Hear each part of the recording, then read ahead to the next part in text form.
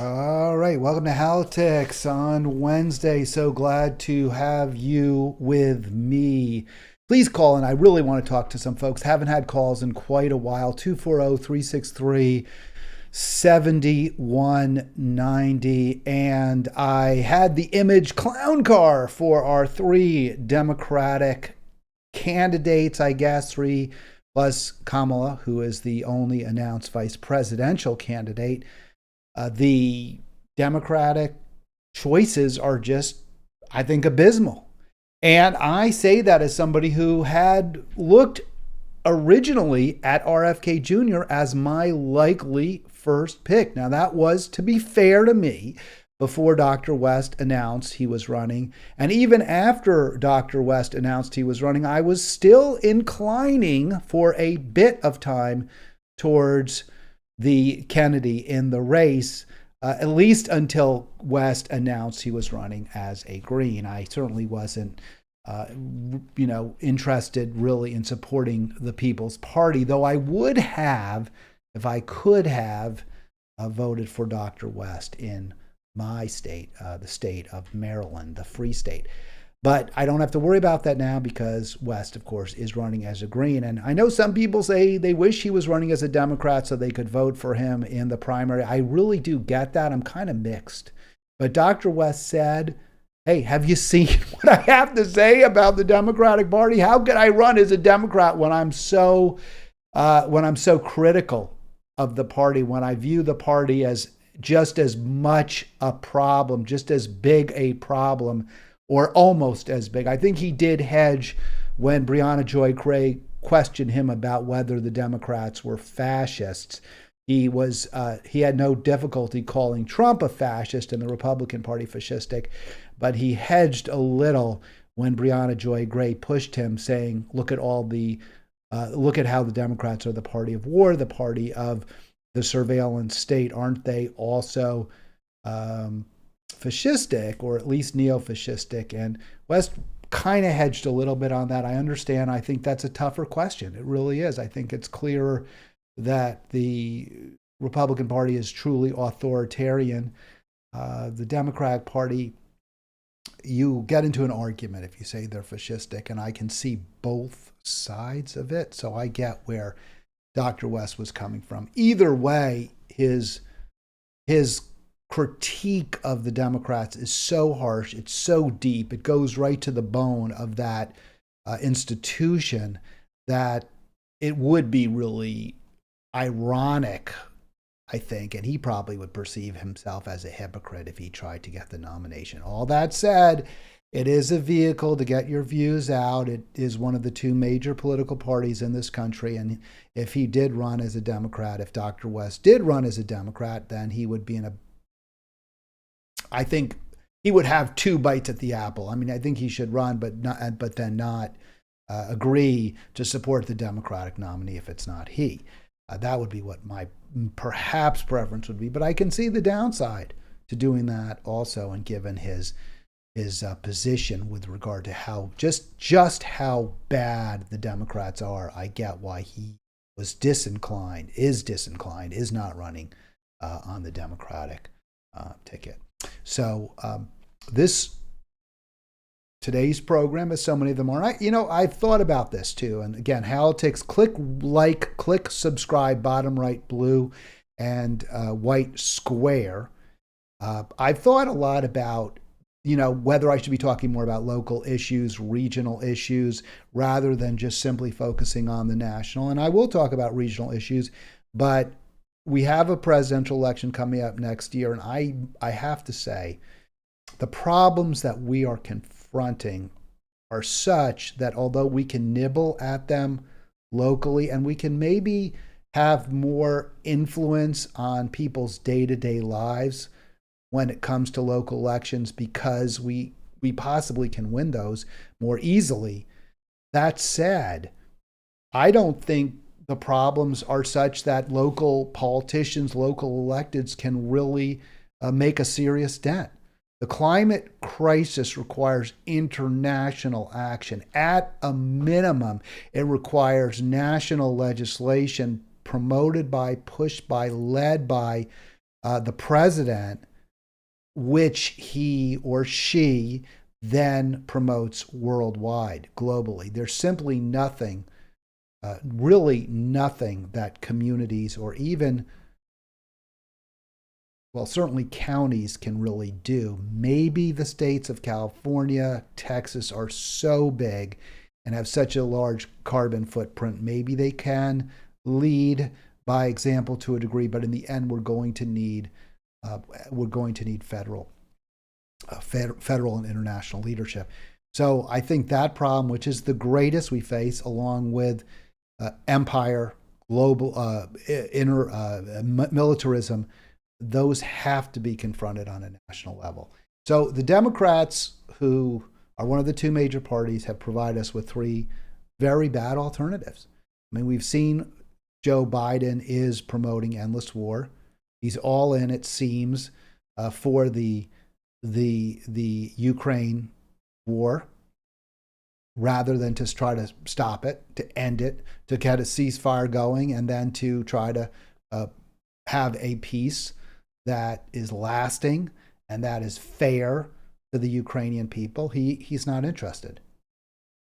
He doesn't support Medicare for all, single payer, universal health coverage, and he even threatened to veto it if it were passed by Democrats. He doesn't have to worry because Democrats didn't even try to pass it. The squad didn't even try to pass it.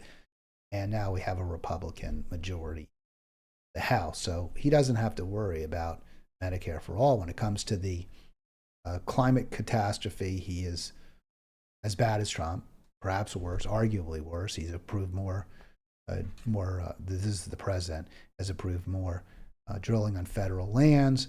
He promotes, to a degree that Trump doesn't, free, unquote, trade, which generates far more fossil fuels than emissions than does fair trade. And he also, again, is pushing for endless war, the military, a major factor when it comes to greenhouse gas emissions. So Biden's a disaster when it comes to that. Haven't heard much from Marianne Williamson. Maybe she's a little bit better on that. I don't know. She does support the Ukraine war as well. She is definitely embedded in the Democratic Party.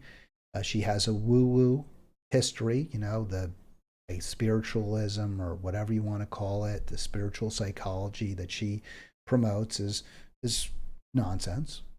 She's a hustler. That wouldn't mean I wouldn't vote for her if I thought her policies were better, but they're not.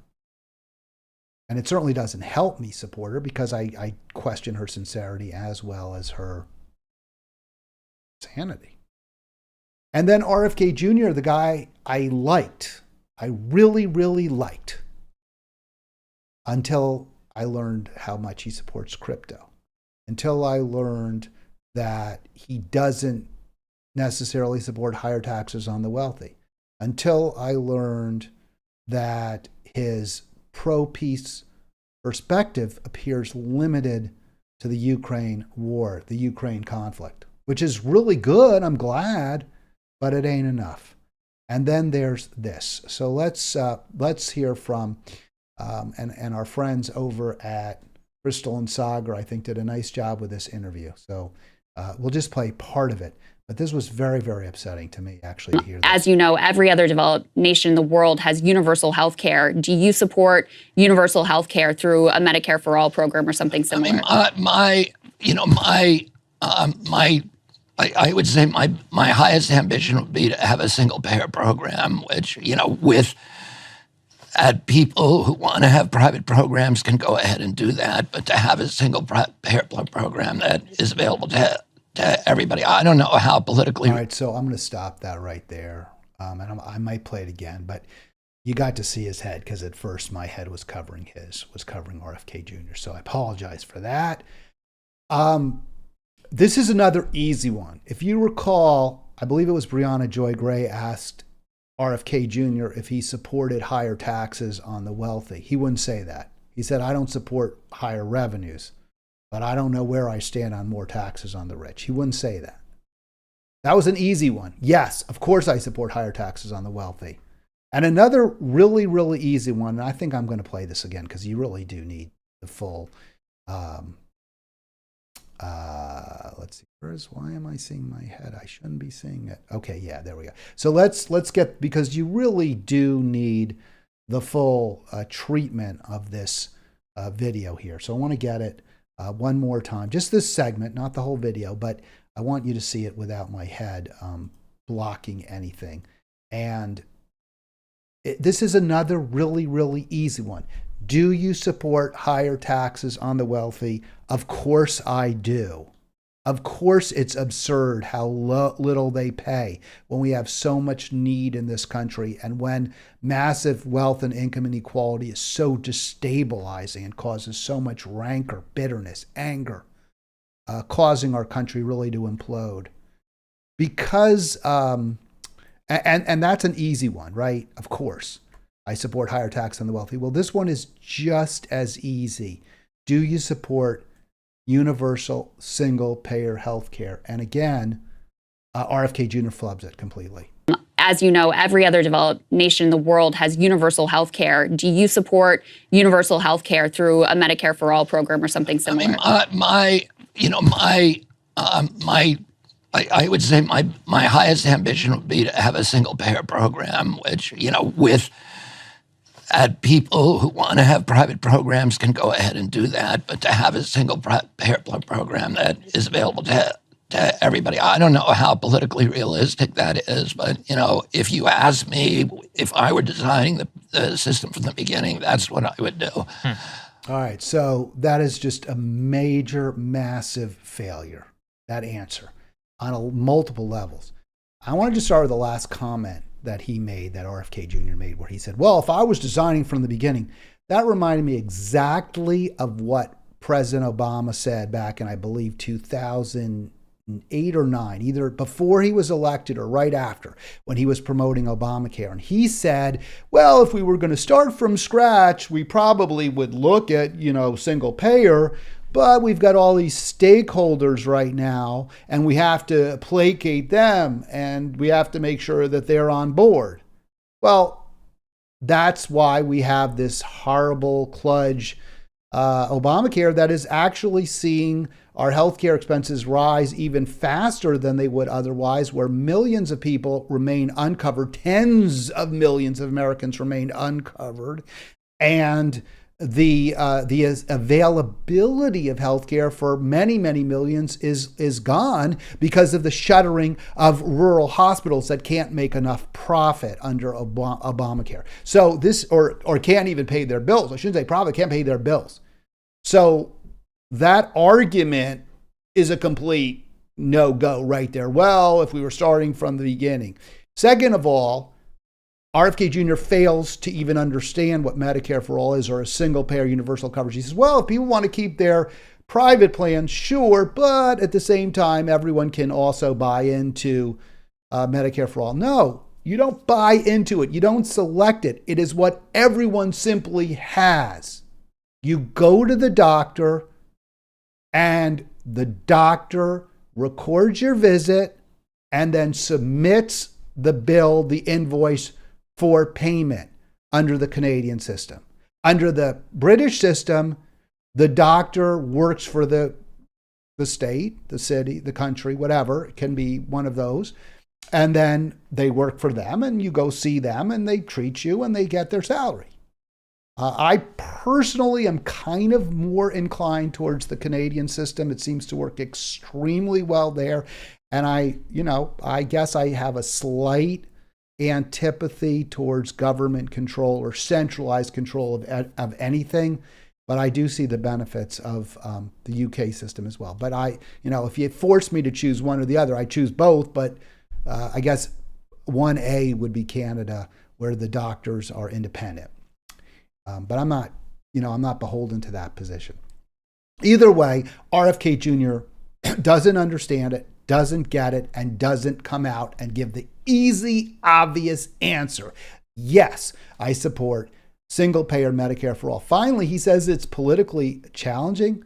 Absurd. I mean, it's politically challenging because Congress is bought and paid for by big pharma and for-profit healthcare.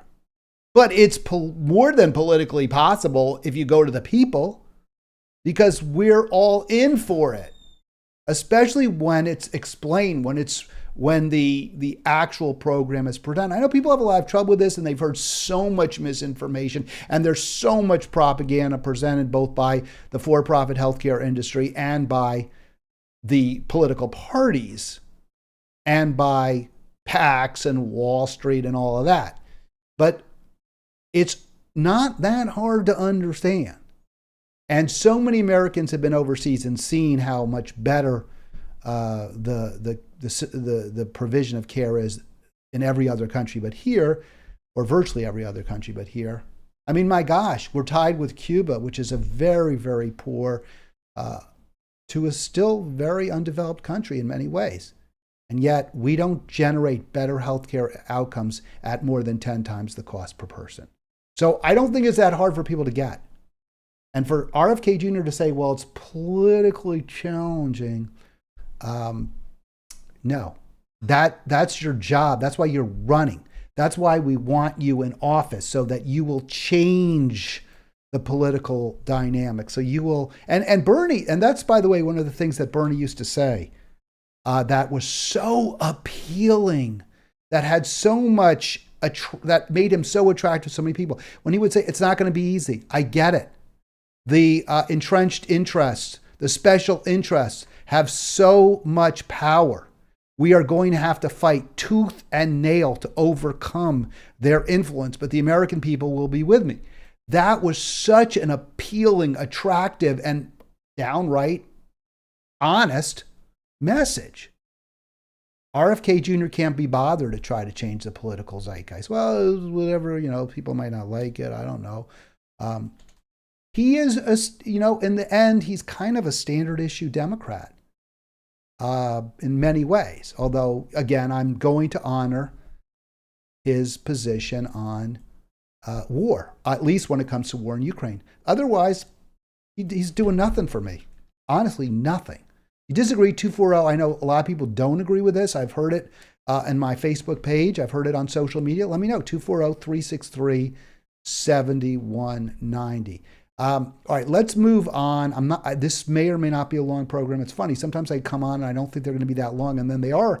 I use up my full hour. Other times I don't. The hour I allot to myself. And remember, you got today, tomorrow, and then Friday, and then I'll be off for a week. 8 days? Well, it'll be 8 calendar days, 6, from Monday through the following Monday. That's 8 days, 8 calendar days, but 6 show days because I don't do shows on weekends. So let's move on. Democratic clown car. Least popular vice president in American history is Kamala Harris. 17 below par. And I was like, wow, I'm surprised. Like, I guess they didn't do polls of Spiro Agnew, because I got to believe his were lower. He was very, very unpopular. Marylander, by the way. So what do we attribute this to? Well, first of all, she's kind of a little bit hidden. You don't see her that much. When you do, she bumbles. She's not a good speaker. I'm surprised, honestly, at how incompetent she comes across with the very poor speeches, the redundancy, the inappropriate giggling. I'm not going to play clips right now. If you want them, we can do them another time if you send in. And you can find them on other shows. But she just doesn't present well. And I'm really surprised. I mean, she was, I believe, started out as a San Francisco DA, became the Attorney General for the state of California, and then was elected U.S. Senator. That's a pretty impressive trifecta, right? I mean, you don't get, I wouldn't think, to some of those lofty perches without demonstrating some canniness, skills, ability to, I don't know, just kind of navigate the media, navigate at public events, and she does seem to struggle with that. She really does. So I don't know why. I mean, I honestly, it surprises me. I did not expect that. I really didn't. Maybe she's just nervous. I don't know. So I think that's a big part of it. I mean, that's really where I come down on this. I just think she doesn't present herself well. She just doesn't. And when she speaks, she definitely has foot and mouth disease. So there's some real issues there with her. And you compare that with Pence. I mean, he wasn't particularly positively viewed, but only a -4. So, I mean, that's a big problem. And I'm talking about Harris, the Democratic clown car. She's not the head of the ticket, but we can talk about the head of the ticket. And that ain't looking any better, or barely better. I mean, one of the arguments that you get, and let me see if I can. I'm not going to. I don't have the slide here, but one of the defenses for Harris's poor rating, and I think this is a good one. I think it's true, is that a significant factor in how popular a vice president or isn't is how popular the president is. And right now, Biden, I was going to say Obama's vice president, the president, Joe Biden, is very unpopular. I think he's at about -12. So he's a 42 positive and a 54 negative.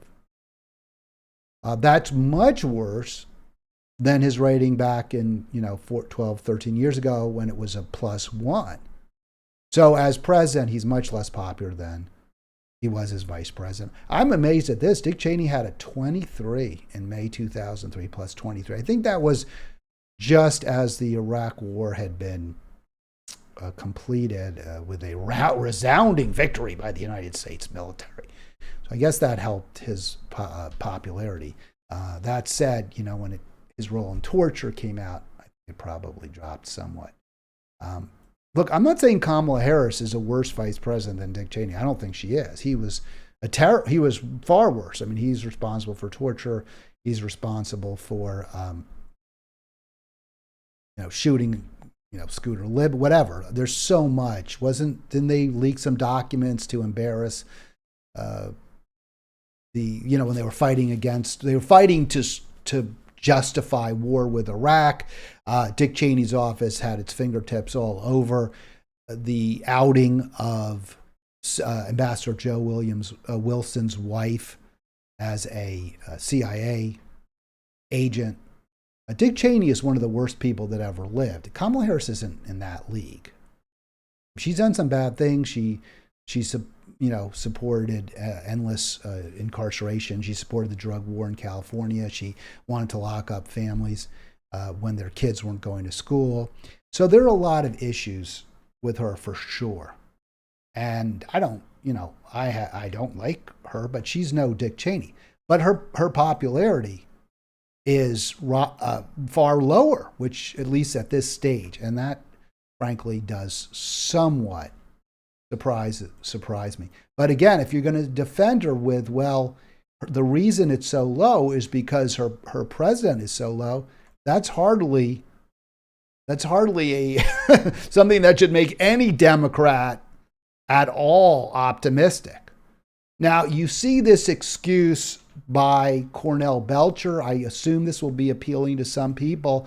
I put this at the bottom there in red, but I think it's really important because I think that what Cornel Belcher says here is such an excellent example. It really demonstrates exactly why the Democratic Party is so unpopular. People feel so disaffected by the party. They feel so that the party is so out of touch with them.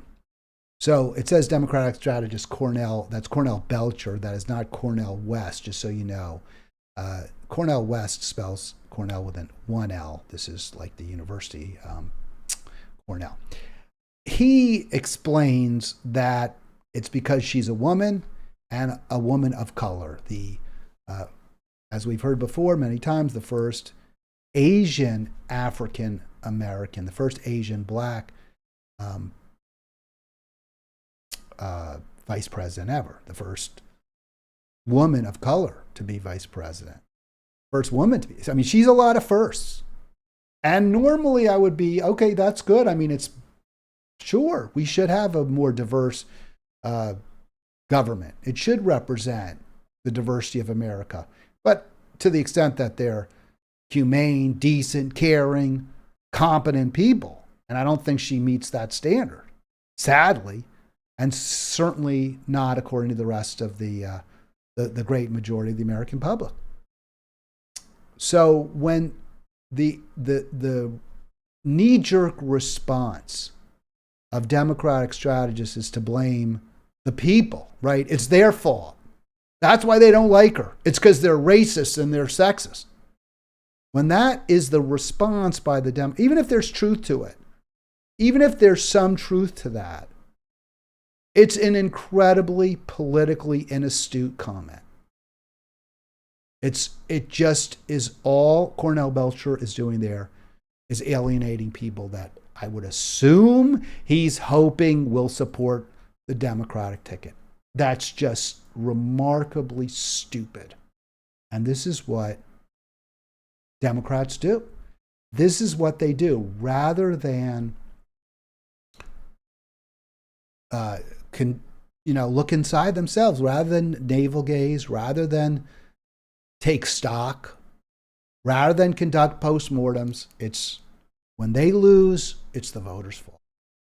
This is what Barack Obama did. This is what Michelle Obama did. It was the voters' fault that Hillary Clinton wasn't elected in 2016. And quite a, when you think about it, what an ironic statement for Michelle Obama to say, because, there was all the talk, we aren't ready for a black president. Can't have, in 2008. That was one of the Hillary arguments, I believe. I think she may have said that. Maybe I'm wrong. And the American people gave President Obama the biggest electoral college win since Ronald Reagan. And certainly the biggest popular vote margin with a majority since Reagan, if not even before. Well, I think since Reagan.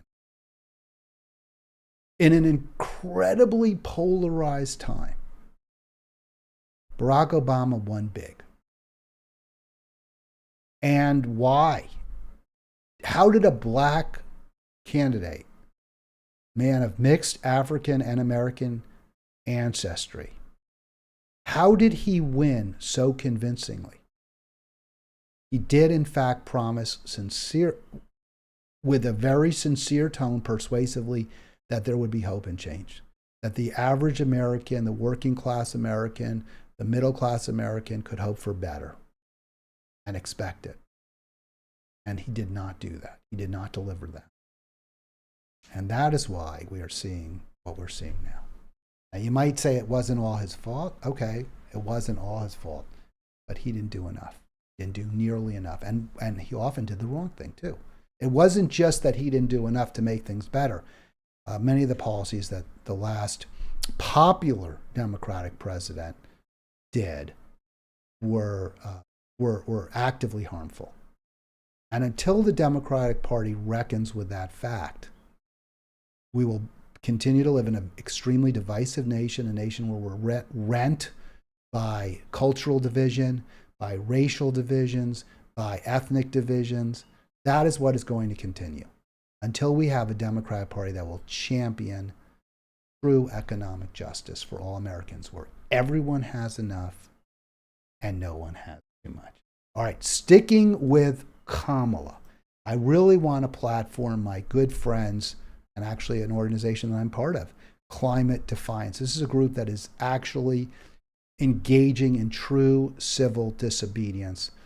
And they took on two very powerful politicians in the past couple of days. And it's really amazing to me what they did. Starting with, how do I get this right? Yes, they first went after Kamala Harris in New York City. They were in New York City for two events. And the first person they went after was Kamala Harris, who was speaking at a fundraiser for herself. And because this administration has been so anti-clean green energy, anti-environmental change, pro-fossil fuels, the great folks at Climate Defiance are taking them on. So here's the letter I received, the email I received on the 26th. Vice President Harris used a long row of garbage trucks. Now, there's a long history of this. This was done at the Democratic Convention in 2016 to shut down pro-Bernie Sanders supporters who were challenging the nomination of Hillary Clinton at the Philadelphia Democratic National Convention. And up in New York, that's what the Kamala Harris folks did. They shielded her, and they shielded the fundraising multimillionaires, or the millionaires being hit up for big contributions up to 100K. They shielded her so that the people, wouldn't hear. I mean, that is the antithesis of democracy, the complete end of democracy. Making sure the corporatists and bankers, the people who pay enormous gobs of money so that they'll get what they want, so they'll be heard in the Harris-Biden administration. So they're comfortable, so they don't have to deal with the hoi, the riffraff? So they don't have to deal with the riffraff, the hoi polloi. That is how they responded. And you may want to see some pictures. I think that they did a real nice job here. Again, I want to really platform my good friends at Climate Defiance. So here's the you can see it through the tree, and there's the church there, but at the bottom you can see the trucks that were used to shield, and you can see the insignias there, the recycling insignias being used to shelter, to protect Kamala from the dirty citizens on the street. By the way, if you want to talk to me, and I really do want to hear from you, 240-363-7190, 240, and I'll put this put that on the screen so you can see it, 240-363-7190. If you have a problem with my criticizing the Democrats because it's going to help Trump, love to hear from you. 240-363-7190. Don't forget, click like, click subscribe. Do want to show you some more pictures from our good friends over there at Climate Defiance. So here they are hastening down the street, and I'm not clear where that is in Manhattan. I can't tell. I guess that's probably 79th Street maybe, or whatever it is, on the east side. And you have a good crowd off fossil fuels, Kamala off fossil fuels, no ride on a dead planet. So again, I really want to honor my good friends at Climate Defiance. This is a great protest. And you will see also that, as is always the case, when 20, 30 protesters show up, there's always going to be a police line to keep them in check. By the way, that must be Park Avenue because you can see the trees in the middle. It has to be Park Avenue. It could be Fifth. It can't be Fifth because Fifth is just downtown. It's not two-way, and there aren't buildings on both sides. So I'm going with Park. They said the east side, so there you go. Yeah, so there's not much more to tell. That was a great event. We have to be confronting these bad actors, these bad faith actors, these folks who are burning our planet up. It's not just that they're fiddling, because, Nero fiddled while Rome burned, but he didn't actually light the fire. He didn't throw gasoline on it.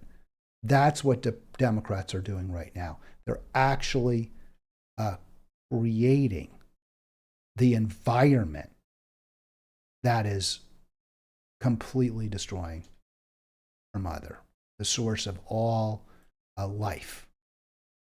That's who they are. That's what they're doing. There's just simply no other way to look at it.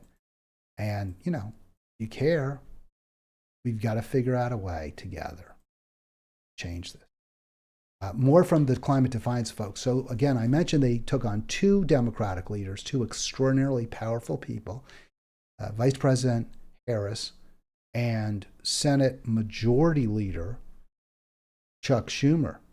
And here's why they did that. This is from yesterday, 27th of June. Let's talk about Schumer's role in rubber stamping the pipeline. They mean Mountain Valley Pipeline, a huge carbon bomb, incredibly harmful to the West Virginia and West Virginia ecology. Risky. It's already causing the water to be polluted there. And what's wrong? What did Chucky do? What did he do? He didn't speak up when the president put it in the debt ceiling bill. He carried water for the president, and he voted against the amendment to remove it from the bill. That's your. I mean, why? It just boggles my mind that people who care about the environment really could even call themselves Democrats. I guess the alternative, maybe it's worse. I guess maybe. Is it worse to deny there's a climate catastrophe and then vote for bills that are bad for the environment? Is that worse than acknowledging there's a climate catastrophe and then voting for bills that are bad for the environment? I don't know. I can't really choose between those two evils. Charles Schumer is a disappointment. The guy who's, carried water for Biden, Harris, Joe Manchin, he had, I believe, some legitimate environmental cred. I found this video. It's not that old. January 26, 2021. So what does that make it? A little over 2 years old. And I found this. He was on the Maddow show. And for him to say what he said, I actually think took some real guts on her program. I mean, this is somebody who is the heart of the Democratic establishment, the bleeding heart, the bloody heart of the Democratic establishment, Rachel Maddow. And for Charles Schumer to say this, kind of gutty, I think. Oh, can I say one other thing on climate? Please. I think it might be a good idea for President Biden to call a climate emergency. Why? Because then it relates to what you're saying.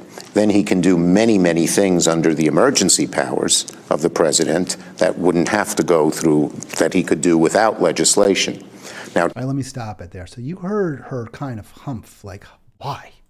Like the thought, oh my gosh, you're actually telling President Biden he should do something that the corporate lobbyists, the billionaire class, which I am paid very, very, very generously to shill for.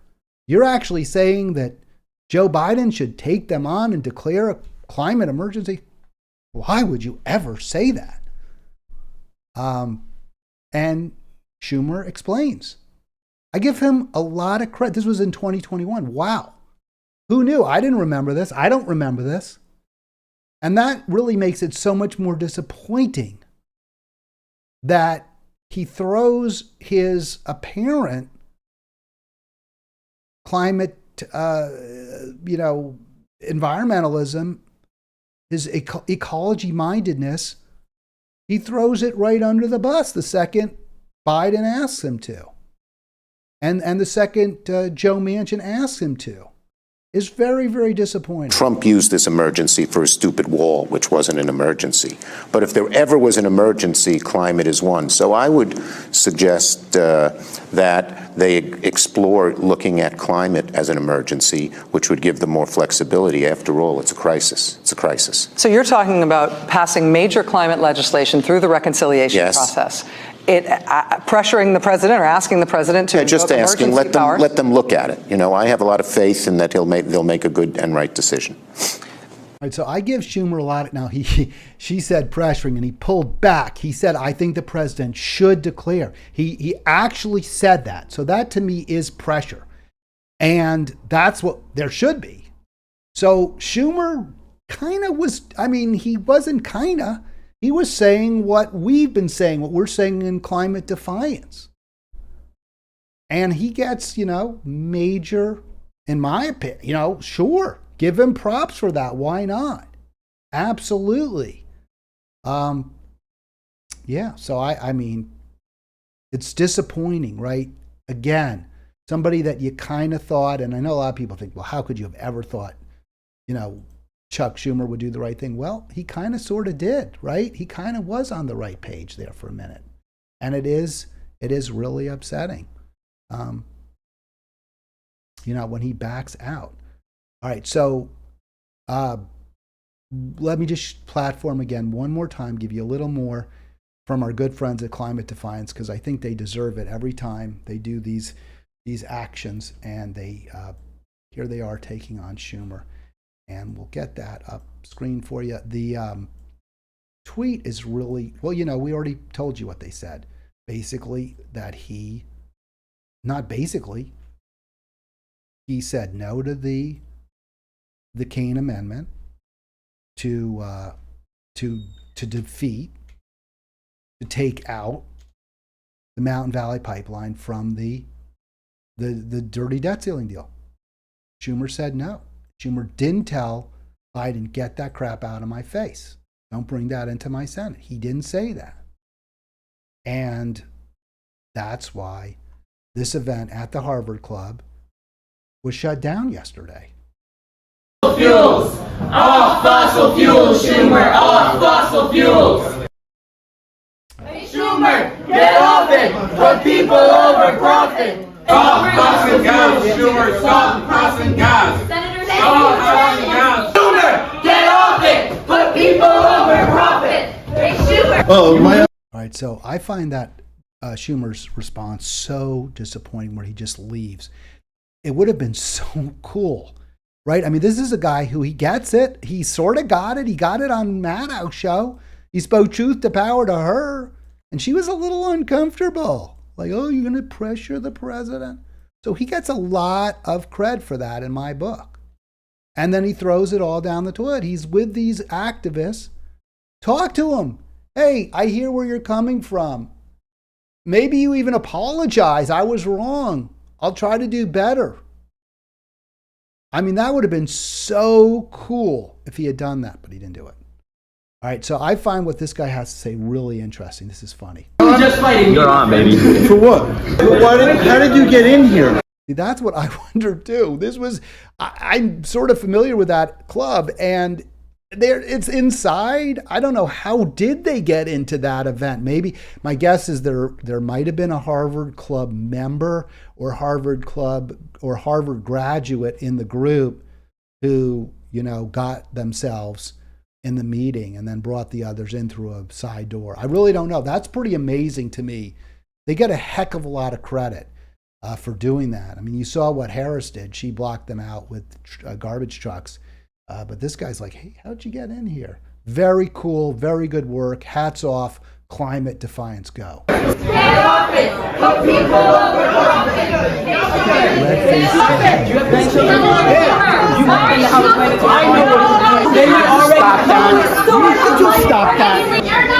live through the climate crisis. It's our generation that is going to live through the climate crisis. You cannot do this to us. Get off it! Put people over profit! Stop saying you're fixing it while you're doing this. You can see the end fossil fuel sign, very cool. Well, again, all hosannas to the Climate Defiance folks. $300,000 in donations from Next Era so that he would push the Mountain Valley Pipeline into the debt ceiling bill. He rejected Senator Tim Kaine's amendment to strip it out of the debt ceiling deal, and then he dares say Bonds and Prayers, and he stands there while he's telling us the Mountain Valley Pipeline will be the equivalent of 26 coal-fired power plants. He's received so much money for that, and he's doing more. What the hell, Senator Schumer? How can you pretend to be a climate leader and say that you care about climate change if you want young voters to vote for you. Someone argue with me. Those people just can't believe it. How did they get into our Harvard Club? Oh my gosh, our precious club, the elite of the elites go here. And then, you know, they're just aghast. And just to make it clear, one thing that was said that I think was really important, and Schumer really has gone over to the dark side. I mean, I don't know when he did. In that interview with Maddow was just a little over 2 years ago, where he said the president should declare, Biden should declare a climate emergency, much to Rachel's horror. But the activists there are pointing out that Biden took a huge campaign money from Next Era PAC, and Next Era is a pipeline company. They make pipelines. It's sort of an interesting company. I did some research on Next Era.